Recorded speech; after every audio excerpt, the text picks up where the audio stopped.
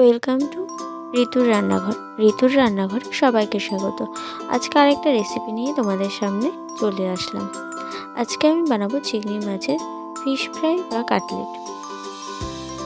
তো প্রথমে চিংড়ি মাছগুলোকে ধুয়ে পরিষ্কার করে নিয়ে এরকম মধ্যেখান দিয়ে হালকা চিড়ে চিংড়ি মাছটাকে থেতলে নিয়েছি, যাতে চিংড়ি মাছটার সাইজটা বড় হয়।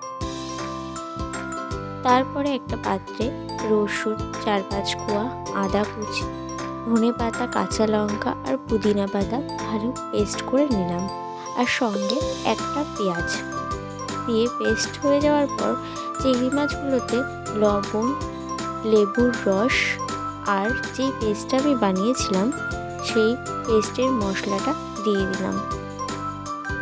দিয়ে ভালো করে ম্যারিনেট করে 15 মিনিটের মতো রেখে দিতে হবে।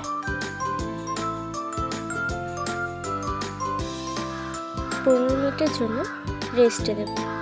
এরপর অন্যদিকে একটা বাটির মধ্যে 2টো ডিম ভালো করে ফেটিয়ে নেব, আর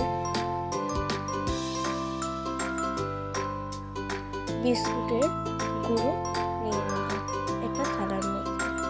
15 মিনিট হয়ে যাওয়ার পর প্রথমে ডিমের ব্যাটারটাকে মধ্যে একবার ছুটে তারপর বিস্কুটের গুঁড়ো দিয়ে ভালো করে কোট করে নেব।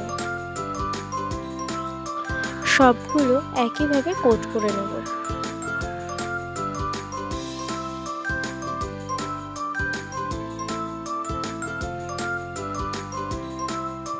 সবগুলো কোট করা হয়ে যাওয়ার পর একটা কড়াইতে রেডসিড তেল গরম করে তারপর এক এক করে কাটলেটগুলো দিয়ে দেব। কাটলেটগুলো কিন্তু আমি লো ফ্লেমে রেখেই তারপরে ভেজেছি।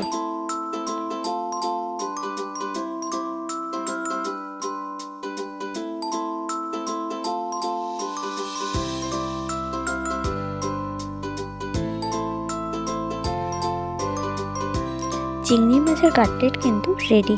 তো তোমরাও একবার ট্রাই করে দেখতে পারো, আশা করছি ভালো লাগবে। তো আজকের মতো বাই, ভালো থাকবেন, সুস্থ থাকবেন।